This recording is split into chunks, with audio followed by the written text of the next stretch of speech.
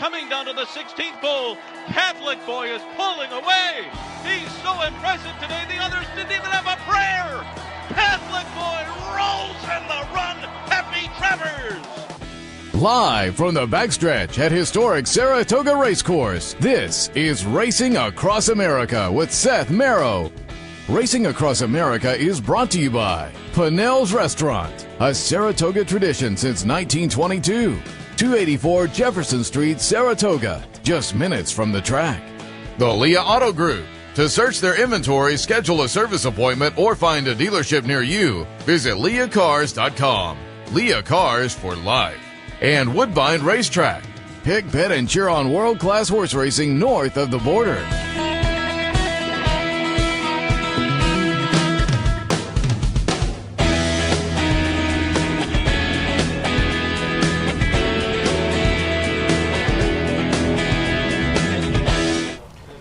Good morning. Welcome to Racing Across America on this Friday morning. It is day 2 of the Saratoga Meet, and we are live from Saratoga, as you can see, right in front of Clare Court, one of the best sets in all of horse racing television.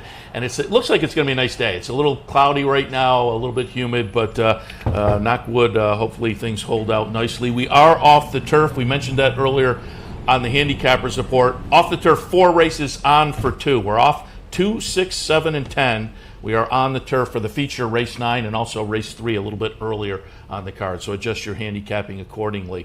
On today's program, should be a lot of fun. Coming up a little bit later on, Mike MacAdam from the Daily Gazette. He's up here virtually the entire meet, covering racing for the Daily Gazette. We'll talk a little overview of the meet with Mike coming up a little bit later on. Trainer Ray Handal will join us towards the end of the program. We'll talk about some horses he has coming up this weekend, and also just over look at his career as well. But happy to start the show with owner Sol Kumin, one of the more prominent owners in the game. I went over the list at the end of the handicapping report. The partial list: Justified, Midnight Bijou, Monomoy Girl, Whitmore, a horse I really like, Mind Control, won the Hopeful last year, Catholic Boy, Mind Your Biscuits, and yesterday's winner of the Schuylerville. Sol Kumin joins us.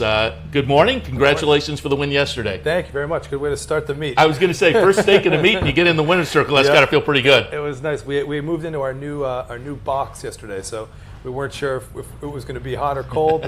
We're 1 for 1, so at least if we don't win another race for the rest of the meet, we started off okay. I was going to ask you about that because you were mentioning, I think, in the winner's circle, I heard you say you're in the 1863. Yep. And give us. I was down. I was lucky enough. Capital OTB had a lunch in the dining room yesterday. That bottom floor is beautiful. You have a great look at the track, the horses coming out onto the track. They did a great job in the dining area. What's upstairs? Give it the review. They did an incredible job. I mean, it really is. It's top notch. It's set up well. It's organized. The service is great. It's awesome. Yeah, and as I was down on the outside looking up at one point, there were the balconies up there. I mean, it's a great venue. It's great. You can see out kind of at the paddock in the back, and then the front. You see the horses coming down. I thought they'd go out. Yeah, you get the look from the backside too. It's great. They did a really, really nice job. And the air condition in Saratoga is critical. I did not start sweating through my shirt until the 10th race, which was great. Yeah, yesterday it was important, and certainly that'll be a hallmark of the meet, I'm sure, because you get those days, you get that week long where it gets very, very steamy. Let's just talk a little bit overview before we talk some specific horses. I pulled up an article from the Blood Horse that was ran earlier this year. Our friend Bobby Holt wrote it. Kumin moves forward after once in a lifetime year. Talk a little bit about last year and the year you had and how you then move on from a big year like that. And I'll have the guys in the control room. We can pull up the win by Justify in the Belmont Stakes. And just that alone, being part of a Triple Crown winner, has to be very special in the annals and putting on the resume as a horse owner. But as I noted, plenty of other good winners as well. Talk a little bit about your 2018. Yeah, it was an incredible year. I mean, it just, we got some early success in the year, and then it, just kind of kept going. And, there were horses that just started popping up that you maybe didn't expect were winning races that, when you sort of looked at your stable and thought, well, you had a chance to win, it normally just doesn't work that way, and it kind of worked that way for us for a year. So, you get a little bit spoiled. I think, at the end of the year, we sat back and said, all right, this isn't going to be sustainable or possible to repeat.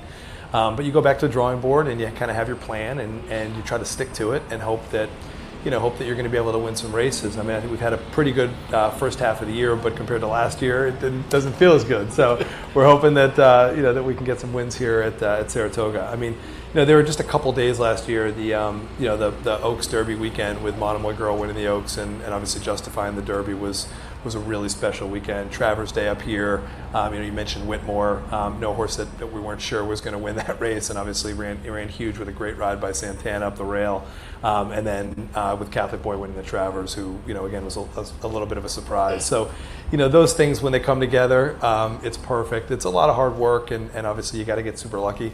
And last year those things came together, and our team, Brad Weisbord, who manages our horses, did a great job for us last year, and we're hoping that we get some wins while we're up here. And again, as you've kind of alluded to, 2019 is a pretty good year on the resume for any owner, but it's hard to stack up to 2018, but it's still so far so good. And let's go back to yesterday with the win. As I said, the first stake up here at Saratoga, and you come out with a win with Comical. We will watch the Schuylerville. Comical will be the number 5 here and get up to win by a chart margin of a neck.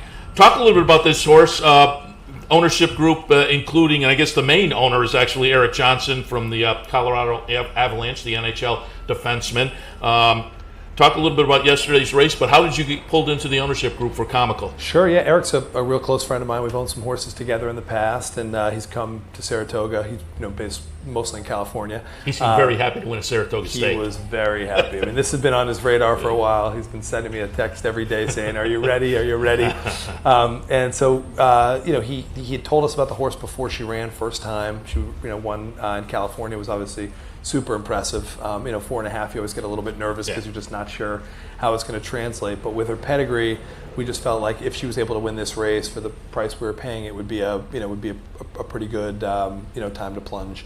So Gary Barber and I both bought a piece of the horse after the first race, and they shipped here, and Doug O'Neill and his team did a great job, and great ride by Javier. We weren't sure how the track was going to play. Obviously, it was wet, and we just didn't know if she was going to like it or not. But she really dug in. I thought there was a chance she was going to get run down by Johnny on that 9 horse, but she was able to fight. So I never won that race before. It was great to get a win early in the meet, and we had a fun night last night with Eric. And I'm a little tired today, but it was worth it. As I said, Winter Circle seemed very happy to have a Saratoga win. Let's talk a little bit about some of the other horses that you've had running so far this year. Going to pull up the Godolphin Mile. We're going to look at Coal Front Win. Going to be the number 12. You're going to see kind of Maroon Silks comes on the outside here. And boy, this was a big win for Coal Front. What's the game plan coming up next for him potentially? Yeah, we're still trying to decide now, and it's going to be Todd's call. I think there's a decent chance that we run in the Whitney, okay, and take a shot here. I think we're still kind of looking at what the field looks like. He's doing really well. I mean, it was hard to believe he was going to win right about the middle of the stretch. Here. I mean, it's hard to believe he's going to win now. I know. He just got up at the end. I mean, this will go down as one of the more fun wins I've had. It was Jose's first time that he had been over there to ride, and we spent some time with him. I brought my 10-year-old daughter over with me, so just the two of us went and spent a few days in Dubai. She was on spring break, and we had a blast, and obviously got a win, and it was just a really great experience. Yeah, and I read some comments from you online last night that you gave tip of the cap to the Dubai facility and their treatment over there. I've never been, obviously, but it seems like as a racing venue, it's one of those places you should mark on the list. It's incredible. Yeah, I mean, I've only been to that day of racing there, but we've been lucky the last 3 years. We won 2 years in a row with Minor Biscuit. So we've had 3 wins in a row. I took my dad 1 year, I took my daughter 1 year, went with some friends the first year. And it's they really treat you well. The track's beautiful. The hotel's great. It's a different experience, and it's awesome. It was really great. Yeah. Also different because there's no betting. No betting, yeah, which changes your day a little bit. Luckily, I had a 10-year-old daughter with me, so the betting would have been curbed anyway, so it was okay. But they do, as I understand, they do kind of raffle type of things during the day. I didn't see the raffles. Maybe from the folks I'm talking to, maybe we got a raffle going. You mentioned Dubai and how fun that is. Talk a little bit about, obviously, with these horses, you've been at various venues around the country, winning some of the biggest races in the country. But clearly, you're here at Saratoga, much of the meet, watching your horses run. Talk a little about Saratoga. As an owner, what it's like to run and win up here, and clearly you're a racing fan as well. So just talk about the facility and the whole atmosphere at Saratoga as a race fan. Sure, yeah. I mean, this is what got me hooked on the sport. I mean, this is my favorite place. I actually, I live in Boston, so I don't actually get to the races that often. I think I probably go to 8 or 10 days a year outside of Saratoga. So I'll pop in for the Triple Crown races and maybe go to a race in Florida. But I'm generally working and running around chasing my kids at sporting events on the weekends. Here is different than anywhere for me. We can ride a golf cart around in the mornings and stand out by the rail drinking a Dunkin' Donuts iced coffee, and I'm generally a pretty happy person.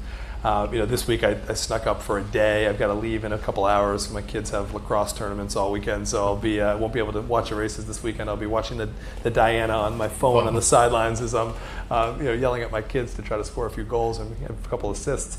But it's great. I mean, every day here is special. The fans are great. They do an incredible job. The racing, just winning here is so hard at any level, whether it's a claiming race or a grade one.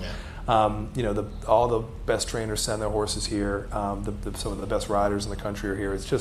It's really my favorite place. And if you told me I couldn't go to a single race anywhere all year, but I could spend a good amount of time here in the summer, I'd take that trade all day long. I think a lot of people would. You say this kind of hooked you into the game. How did you get involved? How did you become a race fan and then an owner? Sure. So I became an owner really before I was a race fan. I didn't know really anything about racing. I grew up in Boston, and I had a buddy of mine who grew up close to here. And about 5 years ago, he just approached me and said, "Listen, I think you'd really like this. There's a family element. There's kind of a deal element with the horse. They have a P&L. I think you'll love to bring your kids and your friends, and I think you should try it." So he had met Chad Brown, and he said, "I think you'll like this guy. He's young. He's up and coming." He was on his way up the charts. He wasn't quite where he is today, but he was moving. And so we had dinner with him, and I really liked him. I saw a lot of the things in him that we see in my my day job. He's extremely hardworking, organized, passionate, didn't like to lose, all the things that we kind of look for. And he helped us. He bought us our first group of horses. In that first group, we were super fortunate and really lucky to end up with Lady Eli, who that's lifetime, a once in a lifetime horse that we really had no idea what we were doing.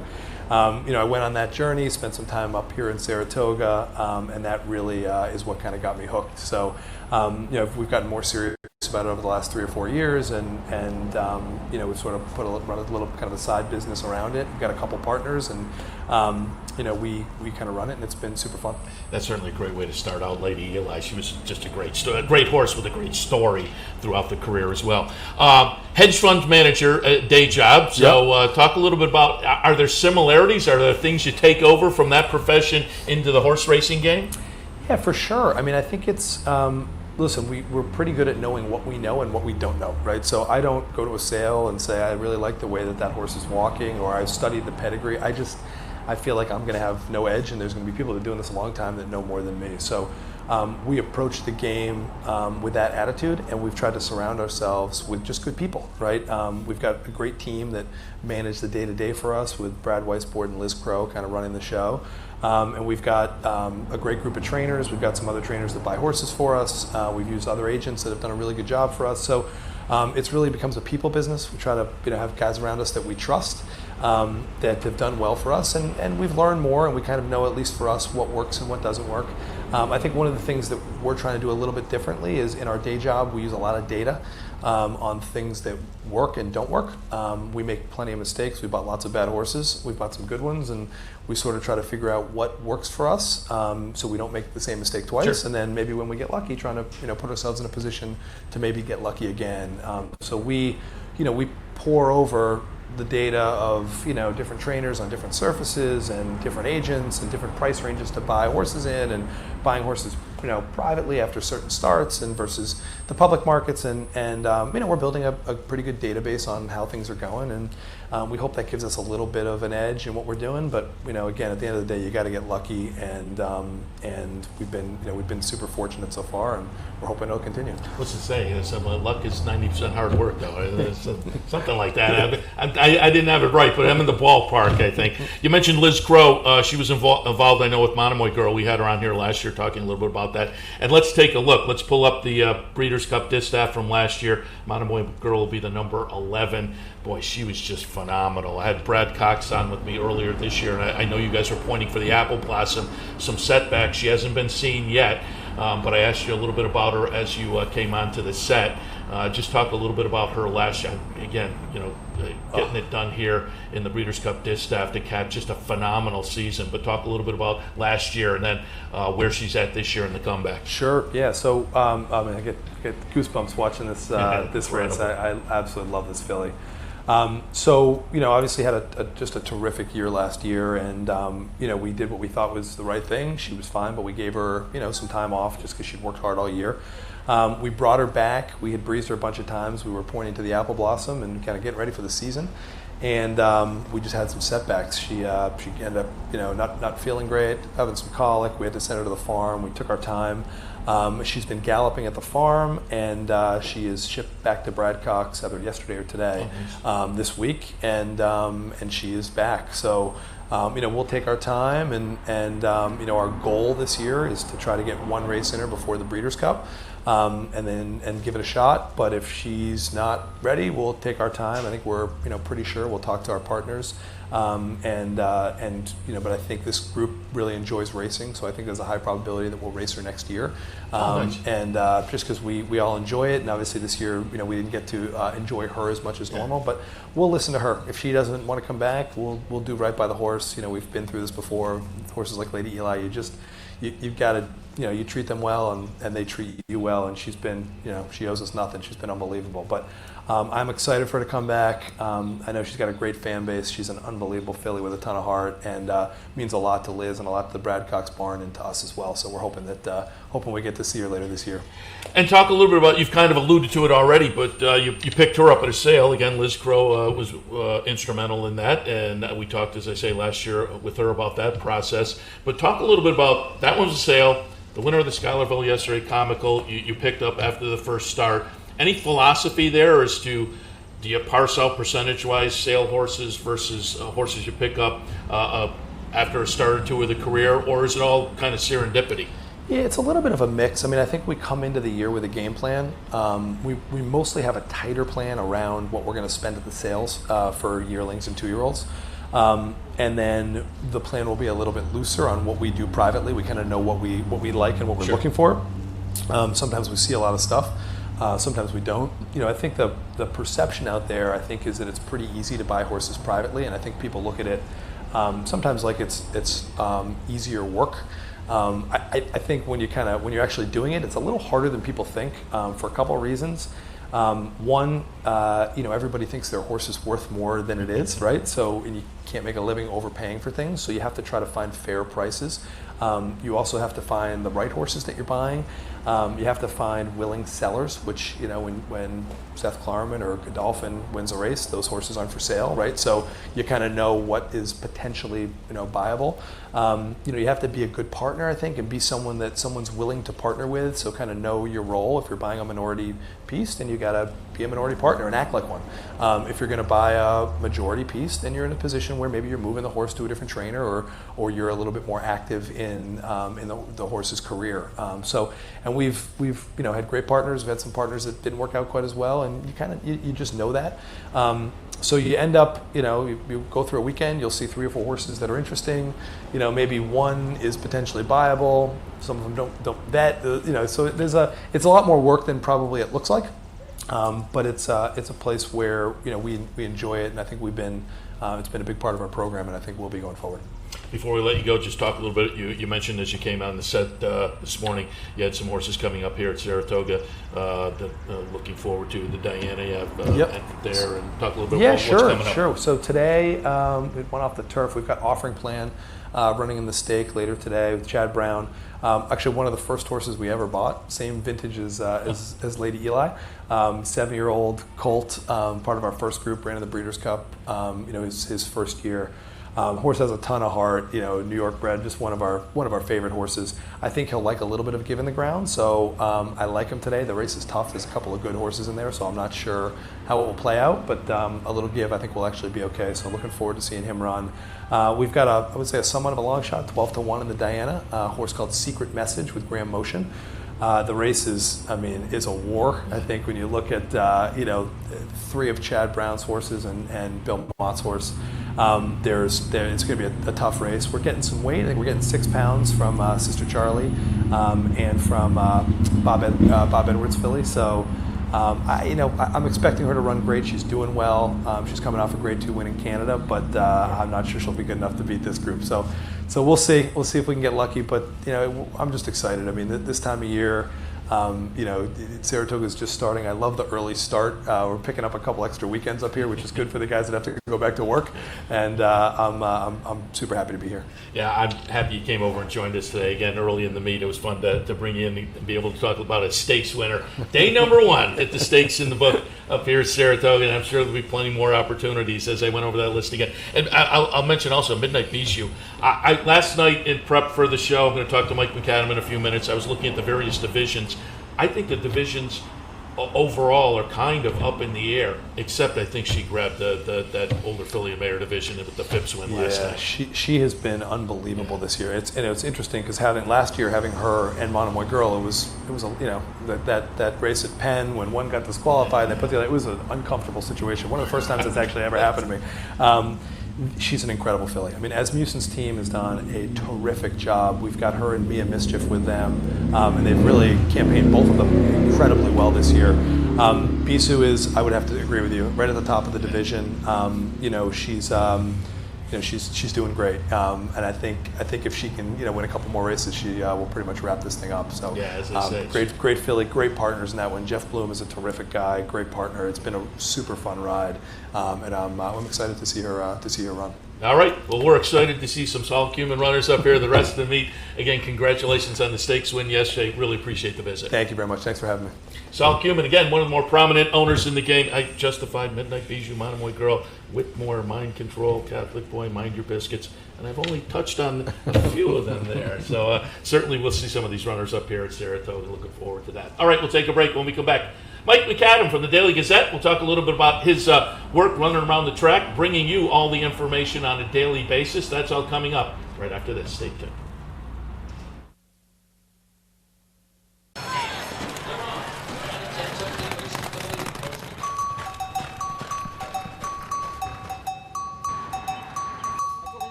You like free money? Well, Capital OTB gives its players plenty of opportunities to cash in. At Capital OTB, there are so many ways for horse players to receive bonus dollars by simply participating in promotions such as our bankrolls, bounty bets, online handicapping contests, and much, much more. Plus, with Capital OTB's Player Rewards program, you get actual cash back. So what are you waiting for? Log on today at CapitalOTB.com or CapitalOTBBet.com and claim your free money. No matter where in the world you are, the excitement of wagering on horse racing is just a click away. You'll get live streaming, past performances, race replays, our virtual tote board, analysis and selections from professional handicappers, a simple, safe, and secure wagering platform, and best of all, you get track prices. CapitalOTBBet.com. Bet any place, anytime at CapitalOTBBet.com. And be sure to download our new mobile app from the iTunes Store or Google Play. Welcome back to Racing Across America. It is Friday morning, day 2 at the Saratoga Meet, and we are live in front of Clare Court. And live means live guests. Sol Kumin just stepped off the set. Stepping into our guest chair, Mike MacAdam from the Daily Gazette. Good morning. Good to see you, Seth. You too. Tough act to follow. Yeah, you'll handle it. See Mike up in the press box pretty much every day. And would I be right that during this meet, racing's your beat? It's your primary. That's it. It's at least your primary beat. It's my sole reason for existing, essentially. Nothing else happens. In fact, Mariano Rivera is going to be here today. We're sending somebody else over there to do that because I got other stuff to worry about. And again, you do great coverage. The local media focus is obvious. This is our professional game here in the area. The Daily Gazette, Mike does a great job. See you up in the press box, working away.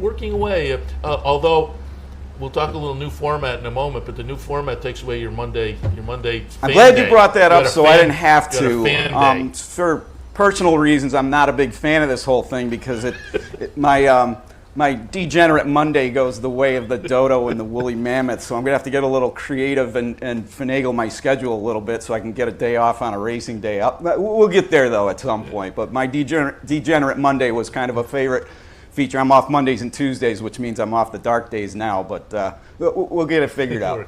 You'll work it out. Right. We have our ways. Let's talk a little bit about, it's day 2 of the meet, but I know looking at your Twitter feed, you've been up here covering what's been going on leading into the meet. Talk a little bit about that. How many times were you up here prior to the meet starting? I was up here a couple weeks ago, and then I've been here the last 3 or 4 days. We kind of got here early. It was more of a photo thing where we were trying to get some stuff in the bank, on especially some of the 3-year-olds. We got some Gallup photos of Midnight Bassu, Tacitus. We were up here. Code of Honor, we were hoping to get him on the track, but we at least were fortunate that he was out grazing and just nibbling some grass there. So it was actually a productive morning a couple days ago. That was more of getting some photos in the bank and just checking in with some of the trainers like Shug and Bill Mott. I talked to Mark Cassie yesterday about War of Will, so we'll be back here tomorrow at 5:45 for his breeze on the main track, and he's really looking forward to that, and that's going to kind of be the indicator of whether they go in the Jim Dandy, which he's pretty confident that they'll make it, but he just wants to see what his fitness level is out of that breeze tomorrow morning. And we mentioned the new format. Let's get your opinions on it. The longer meet, same number of racing days, but a different schedule on a weekly basis. Now it's Wednesday through Sunday. We used to run on Mondays, but now the 5-day week. What's your feeling? And as you have talked to people over the last, up here over the last week or so, but over the last couple of months, I know I've run into a bunch of fans who have opinions and whatnot. For me, kind of a wait-and-see attitude. I think I'm tilting towards a positive, but your opinion? I really haven't discovered anybody that doesn't like it. I mean, you hear a couple little anecdotal things about people who really, everybody has a tradition up here, and one of them is being here on opening day, and the Thursday thing made it a little more difficult to pull that off because Friday you could kind of get out of work and turn it into a 3-day weekend. So the Thursday thing was a little bit of a monkey wrench for some people, but generally I just haven't found anybody that doesn't like it. The horsemen in particular, it gives their workers a little breather. Bill Mott said the other day, it gives us a chance to just get in the office and get caught up on some of the non-training stuff, because there's so many things to that job beyond just making out a workout schedule for the horses. So it's sort of like a stress reliever for everybody. And you can, I think the expanded calendar gives people that are thinking about coming in from out of town on vacation a little more flexibility and a little more option to figure out, we can be here. We just have a few more days that we can look at where we can figure out how to fit it into our schedule. So I just really haven't heard anybody complain about it. Now, when we get into the annual, a little bit of Saratoga fatigue sets in for people who are here every day anyway. Maybe that'll show up earlier or more pronounced later. I wonder if that gets mitigated, though, by the 2 days off. Well, that's the thing, is there's a little trade-off there that I anticipate will be the case. Again, as long as I can get up here, just speaking personally, 1 or 2 days. But yeah, I think so. I mean, it's just kind of that 6 days of racing in a week is just a very intense thing where, especially for the horsemen and their workers and everything, because you do the usual drill in the morning, but then if you have a couple in the afternoon, your day, the intensity actually goes up in the afternoon where everything has to be right. So if you get that 2-day breather instead of one, you can get some things done. You can do your laundry.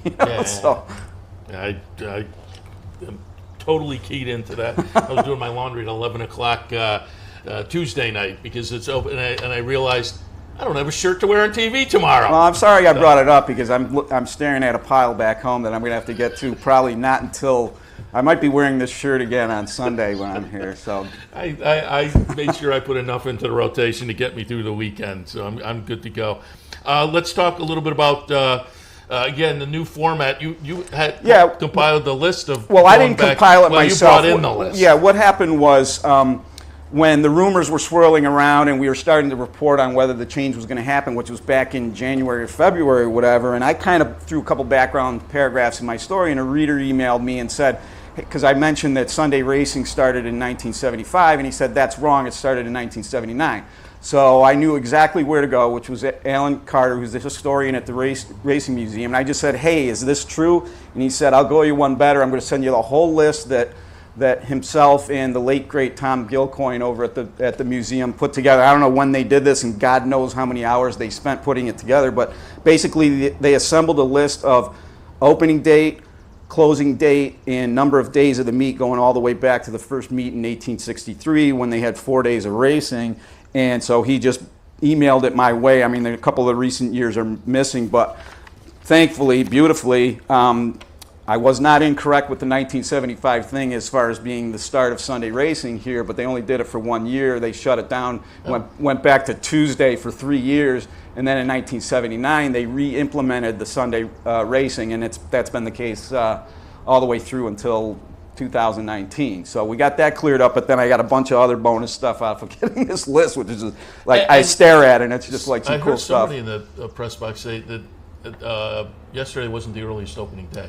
I mean, it tied for the early. A lot of people were saying, well, this is the earliest starting date ever in the history of Saratoga Racecourse, which is technically, it's kind of true, but it's actually tied. We've got to go back to 1882 when they started on July 11th, and not coincidentally also ran 40 days of racing, which that didn't last long. We got back down to, in the 30s, and then let's see, for 44 years we were 24 racing days where this was the August place to be, and then once they went to 30, that was out the window too. So a lot of cool history here.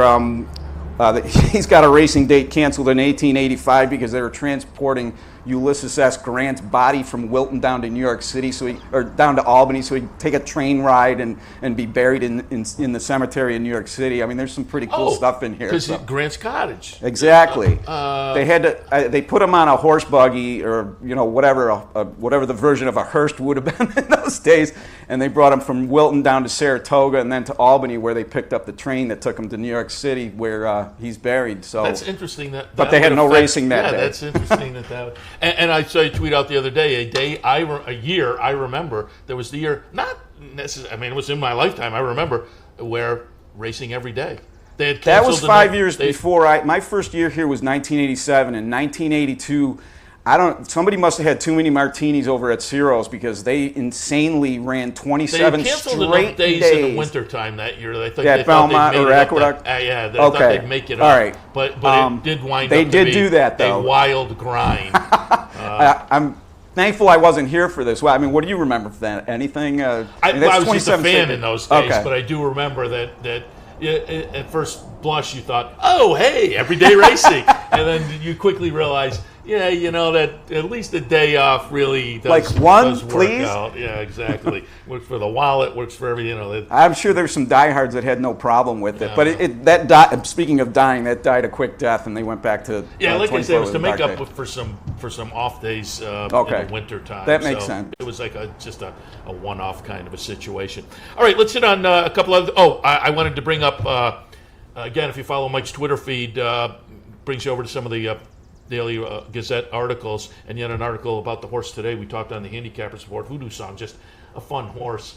makes the seasonal comeback today in the feature race. 5 wins over the track 2 years ago, won the 4 races. Last year won the Grade 1.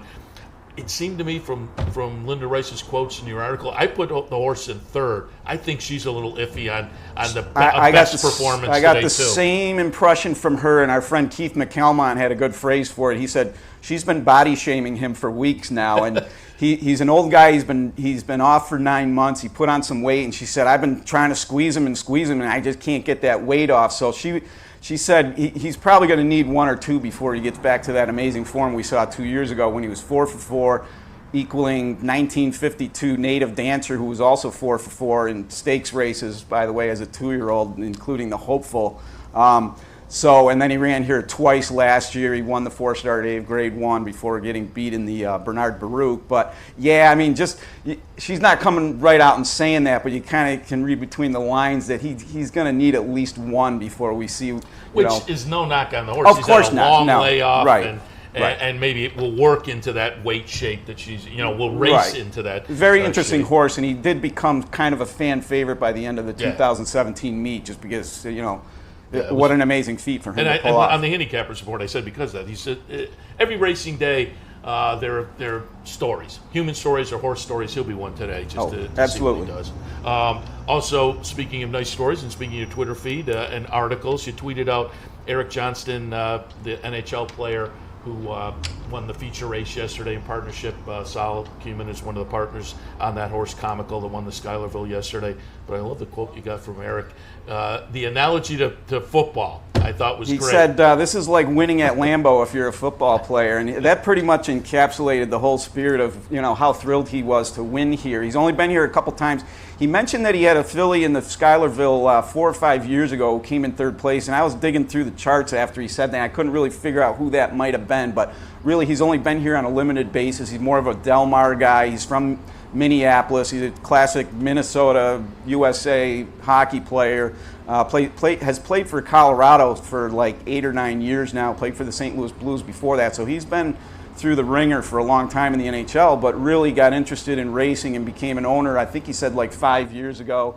So he actually has his own ownership LLC, which is ERJ Racing.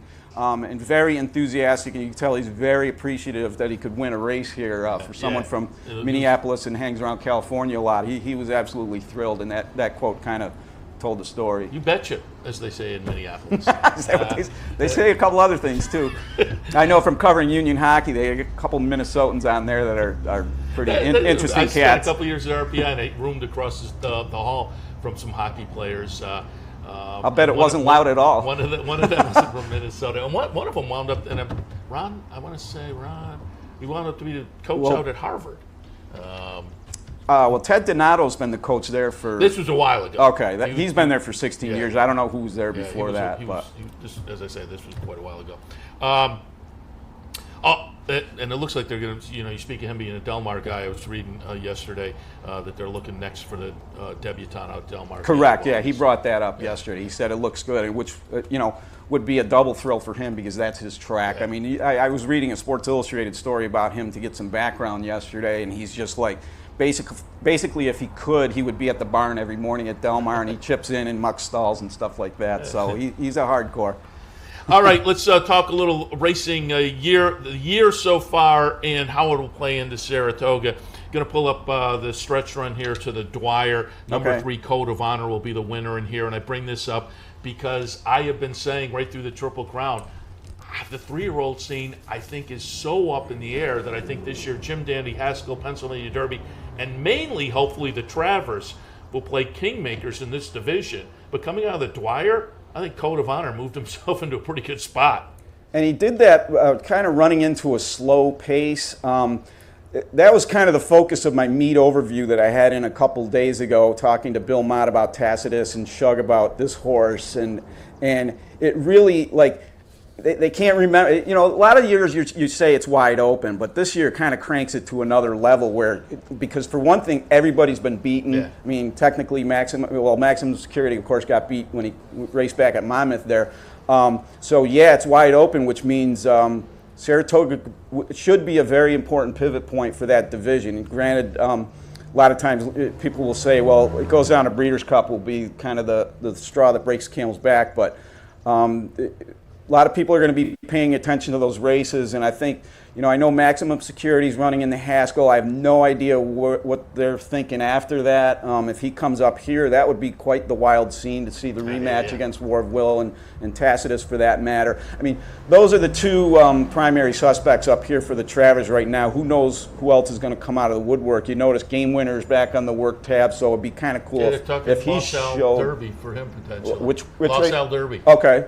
All right, that makes a lot of sense. Omaha Beach is looking at that too. Right. So if we can get him back in the picture to some capacity, that that adds a couple X factors, back into the mix. But it is incredibly wide open. Everybody's lost. Nobody has really put together a good string yet, and it's just sitting there for the taking. Travis could be a very good bullet point in your resume to toward the end of year honors. You would think folks who are thinking Eclipse are going to be looking squarely at the Travers. Because after that, I mean, the 3-year-old schedule, still get the Pennsylvania Derby you have to that take a shot at, but right, and then you're going to have to be thinking Classic, and does so. And Travers could be a big pivot point. I think these days Travers to Breeders' Cup Classic is in trainers' wheelhouses. So we'll see. I just wanted to bring up one more division. I mentioned it with Sol because he's a part owner. I want to go back and look at the FIPS from June 8th. Number 2 horse is Midnight Bijou. And I bring this up because I said to Sol, 3-year-old fillies also. Guarana is now a horse that folks are pointing at. Yeah, she's undefeated in 2. Yeah, Serengeti Empress, the Kentucky Oaks winner, folks aren't really convinced about. But that's just one of a bunch of divisions that I think are all searching for leaders, but this older filly and mare division, I think she stepped to the forefront here in this one, Midnight Bijou. If I'm not mistaken, I think Bisou might be French for kiss, and if that's the case, or even if it isn't, you can kind of almost kiss that division goodbye the way she has dominated the division. Granted, we're only halfway through, or a little past halfway through. We saw her galloping on the track the other day and got a couple photos of her, and she looks like $1 million. Bill Mott said Elate is probably going to go run in Delaware, so they won't butt heads immediately. I don't know where she's going to come back into the picture later. I don't know if she winds up in the Personal Ensign. But Elate is kind of still lurking out there and is coming off a pretty good race. But we won't see them head-to-head right away, and we'll refer to whatever Sol said about Monomoy Girl. He said she went back to Brad's barn within the last couple of days. They're going to try to get in one race before the Breeders' Cup Distaff, but they don't know where. Yeah, and they're just kind of listening to the horse as well as she now comes back to series. And that's really disappointing, because that would have been a total thrill if she had, maybe not necessarily been good to go from the beginning of the year, but at least it hadn't had such a protracted delay getting back to the track. Then you get a little more spice in that division. But right now it's Midnight Bisou and everybody else for second, distant. And as I say, a lot of these divisions are up in the air and will play out here. We have nice sprint races and nice turf races, and so some of these will start to play out as the meet goes along, and we'll be able to watch and follow all of it with Mike MacAdam in the Daily Gazette. Check out his Twitter feed as well. I'll be here and nowhere else. Well, I'll be at Desperate Annie's, but that's a whole other story. We have to give that plug every year. That tradition at Saratoga. Yeah, there you go. History, Closing night, you can come down and have one with us, because that's now become. We'll be there. That has now become a standing tradition as well. Correct. Mike, appreciate the visit. Thank you, Seth. Mike MacAdam from the Daily Gazette. All right, we'll take a break. And again, I see him out in the green room. Trainer Ray Handal has some runners in this weekend. We'll talk to him right after this. Stay tuned. Looking for a fantastic meal? Stop by Malcolm's, a unique farm-to-table restaurant experience. Located at 617 Union Street in Schenectady, Malcolm's offers locally grown fresh foods, mouth-watering flavors, an enhanced drink menu, and terrific service. Malcolm's is a sure bet during Saratoga season. Make your reservation today.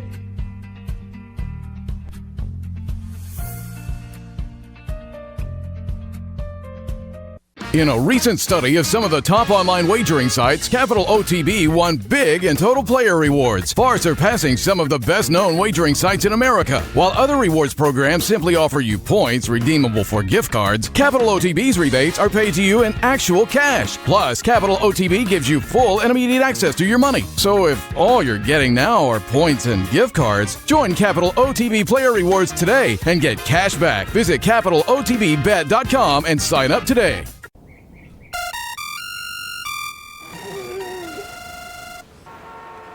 come on. I want sales reports on my desk by Monday. Whoops. My bad. Love racing? RTN brings you every live simulcast on your home television, plus live video streaming and race replays on your PC and mobile devices. To order, visit rtn.tv. RTN, a breed apart.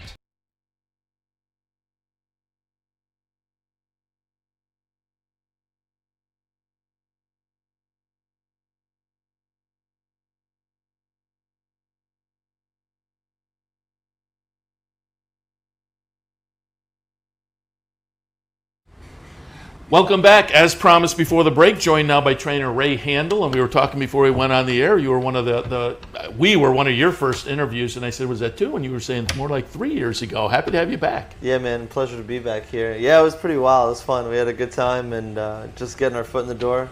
Had a big Saratoga that summer, so it was icing on the cake coming here. There you go. We like to be the shamrock, the lucky charm for people. Stop in and win some races, and so hopefully that works out here early in the meet. Knock on wood. Yeah. Remind people, how'd you get into the game?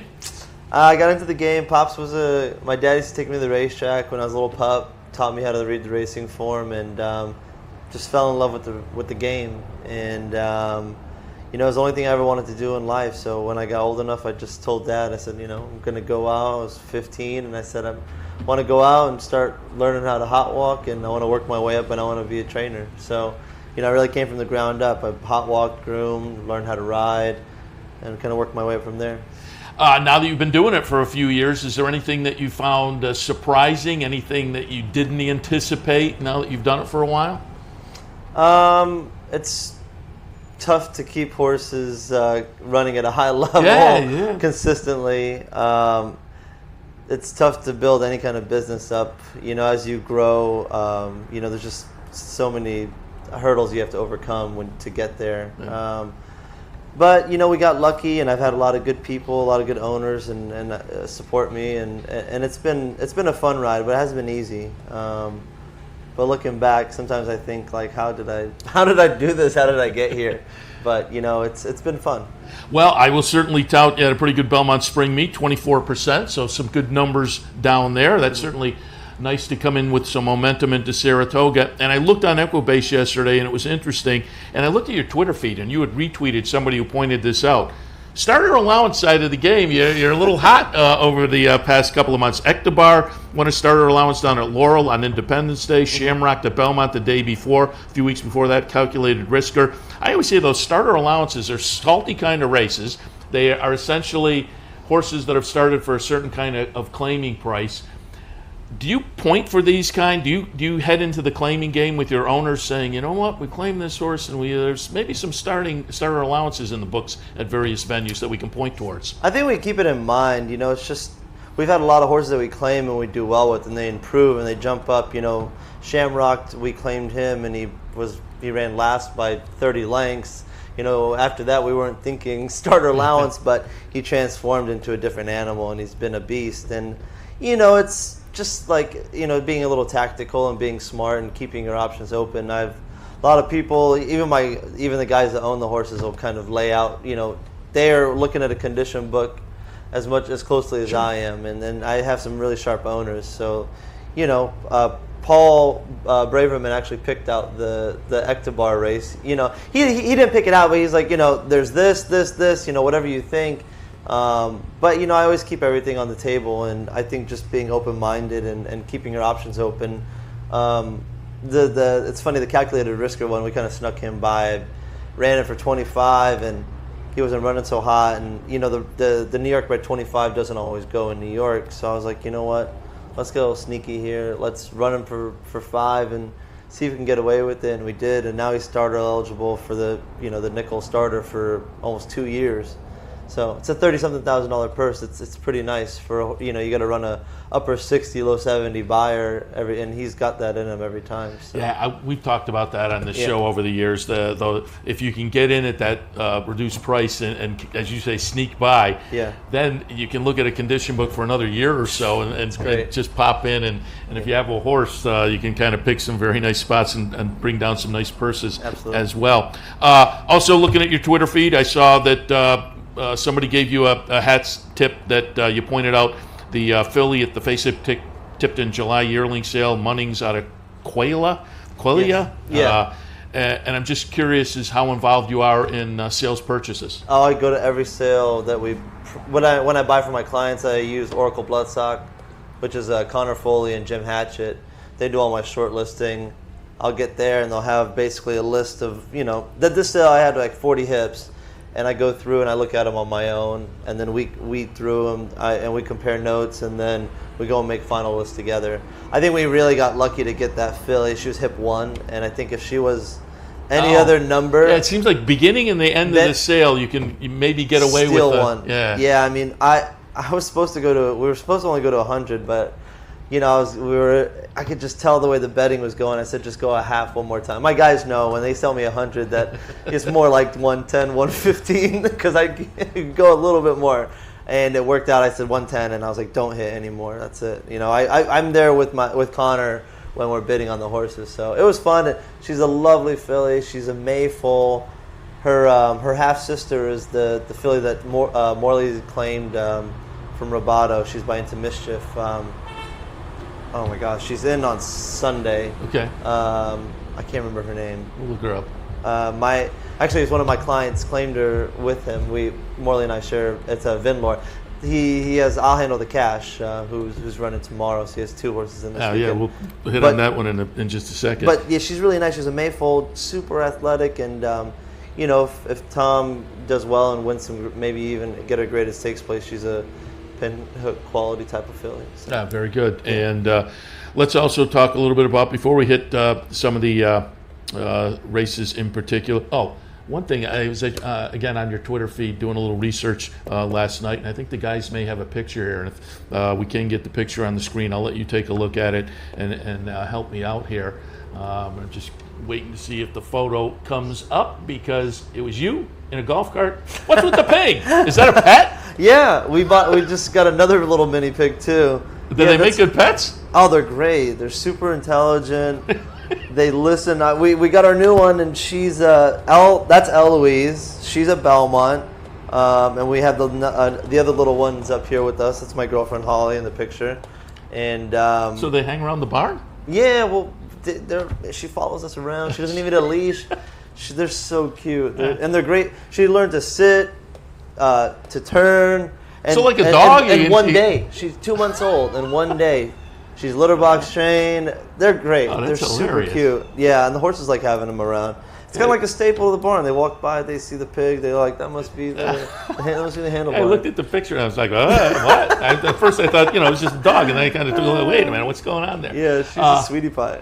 And again, before we take a look at a couple of particular horses, I'm asking everybody who comes in from the trainer side, the backstretch side of the game, your impressions of the new schedule up here with the 2 days off a week. I love it, personally. I wish we could make it longer. I love being in Saratoga. But, I think it's better for the horsemen. I think it's better for the management. I think it's better for everybody all around. We all need a little time to ourselves. And, you'd have 1 day a week to rest up from 6 days of racing, do your laundry, do all your other personal stuff. And, it's just you're running around. You just never stop. I'd always end up getting burned out here by the last week or two of the meet. So I'm excited about it. I think it's good for everybody all around. And you talk about good for the human element. Over the years, I've heard, the horses like it up here, the water and the cooler temperatures. Do you see a change in some of the horses as they come up here? Absolutely. Horses, I've always thought that. The horses really flourish here. They'll start dappling out. The cooler temps. That's why I said I wish it was longer. I'd love to be up here, for 2.5 months. If we could start July 1st and go through halfway through September, I think it would be great. But no, the horses do super up here. It's weird. They all seem to get happier. All their coats seem to blossom. So no, I agree. I think it's pretty cool. Where are you stable? Do you ever use Clare Court? Yeah, I was actually here. I saw you guys a couple times this morning. Okay. So I'm on Oklahoma, but I like a lot of walking. Like most of my horses, we all walk through the paddock anyways. But when I do like a Clare Court set, we'll go on at the quarter pole gap up here and then jog and come off the 5/8 pole, cut over. And is the game plan just to give them a different look, a different mindset to bring them over here? Yeah, I usually use horses that are, kind of runoffs or want to go sideways and not trained straight, you can kind of almost retrain a horse on this track, because you can put them on the outside rail, and they'll go with their head cocked sideways. If you do that, if you try and correct the horse that has a really bad habit on the main track, you end up on the outside rail and you're running into somebody. Here, you can just put them on the outside rail, make them go straight, make them use themselves, build them up in different areas. So I kind of use this like a re-breaking. They have the pony track at Belmont. It's almost like you can re-break them and retrain them. And that's a big reason, like I actually, have a lot of success with my claims, bringing horses for the first few weeks, retraining them, getting them stronger and using themselves more correctly on these kind of tracks. But yeah, I'll use it like intermediately. Like I'm not traditional like training style. Like I don't gallop every day. I'll gallop a couple days and then I'll give them a light day on this or jog them. But it's a great option. I love Clearcourt. Yeah, interesting. Yeah, I've asked other trainers in the past, and it does seem like it has a specific place in the training schedule to use it in different kind of ways. All right, let's hit on some of those horses I mentioned. Fifth race on Saturday or the Coronation Cup on Sunday. You can maybe fill us in on what the game plan will be. I'll Handle the Cash, which I assume is named after you. Yeah, Greg Pulaski. Yeah, he named the guy who owns Vinlord. He named him after me. We're going to look at the Maiden Breaker from May 18th. I'll Handle the Cash is going to be the number 9 horse. This was career start number 2. Nice improvement, start 1 to start 2. Start 1 was last year, so this was also the seasonal debut. So again, cross-entered in the 5th on Saturday and also the Coronation Cup on Sunday. Where will we see I'll Handle the Cash? We're going to go in the allowance race with her. She ran huge this day, just watching this replay. Bye-bye Nikki she went a little quick on the front end, but really she was by herself and just cruising, and our filly kind of broke a step slow. She was 4 wide, and you know how Belmont can be when you get on an uncontested lead like that. For her to go that wide and make up that much ground was super impressive. They changed her fig round a little bit, but visually I thought it was a really nice race. Just a little concerned. I think if she runs her A+ race, she'll be right there in the stake. Brad Cox filly just looks so tough, and I think if she runs her A+ race, she's good to win she can beat the allowance company. So I like the post a little bit better. It's also a $92,000 purse, so yeah, it's like a size $8,000 difference. Yeah. So I mean, I'd love to get with Philly, you always increase value with the stakes place, but I think she at best can hit the board in the stake, and I think I really think she can win the allowance race. So that'll be Saturday in the 5th, the allowance event. Yeah. Also on Sunday in race 7, you have Binkster. We're going to go back. This is 2 or 3 starts back, I think. We're going to look at the allowance victory at Aqueduct. Binkster will be the number 7. Your thoughts on Binkster coming up on Sunday? He's training super. We skipped the last 2X start, the New York by 2X at Belmont, kind of hoping if something else came. It was a little bit further. It was a 7/8 race again, and if this race was 6, I would say he's a lock. But the 6.5, that half a furlong is always a little dodgy with him because he's just a stone cold sprinter. A little concerned about the horse on his inside. I can't remember right now. The horse that Johnny's on, he's got some speed and he's breaking from the 1 hole, so I know he'll be going. But this horse is training super. I got on him myself yesterday and he was jumping out of his skin. He's you do that really often? pumped. Yeah, I gallop every day. Oh, nice. That's why I'm a mess. I had to go change clothes because I was covered in dirt. I was schooling babies up. We were going one behind. I like to go one behind the other. So I had my assistant Katie. She ran home and got me some new clothes to change into.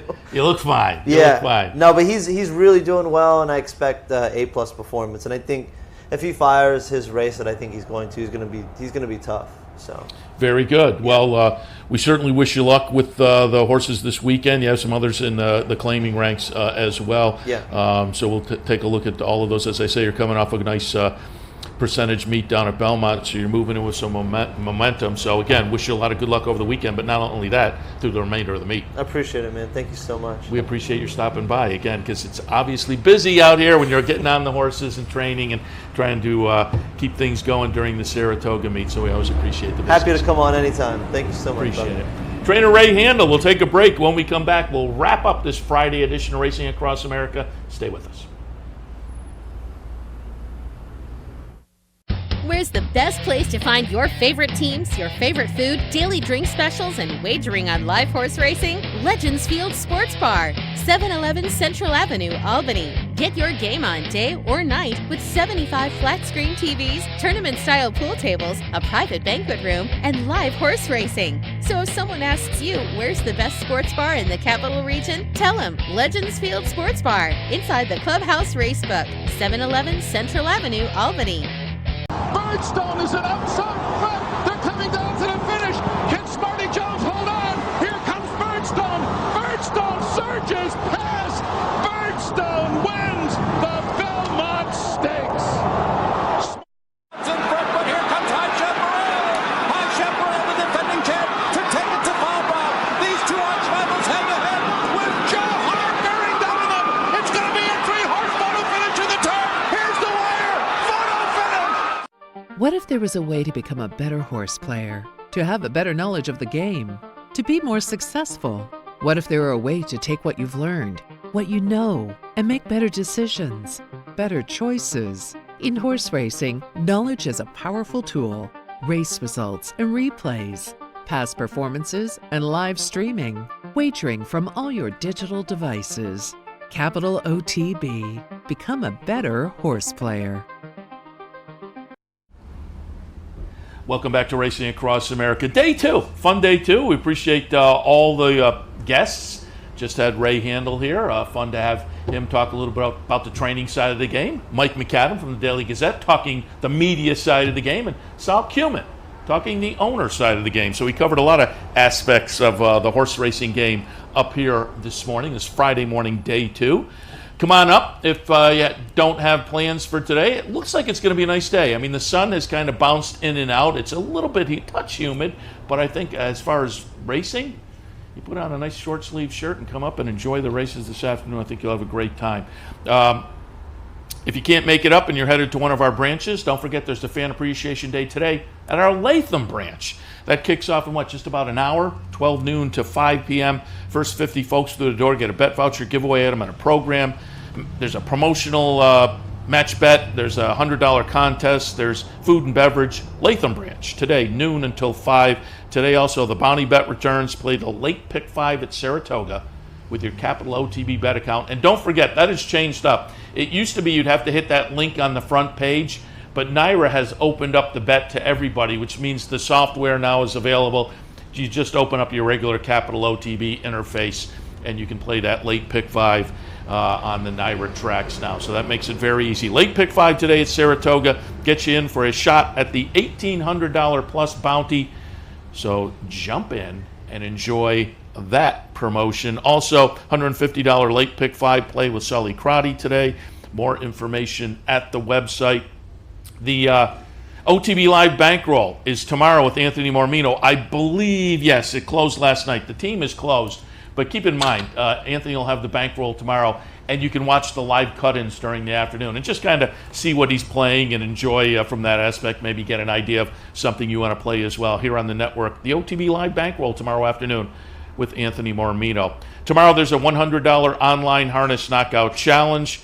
Tomorrow there's also a $100 win-a-bet contest at the Clubhouse Racebook, and the Racebook will also host a double Sunday promotion on Sunday. So promotional events at the Racebook both Saturday and Sunday, 711 Central Avenue in Albany.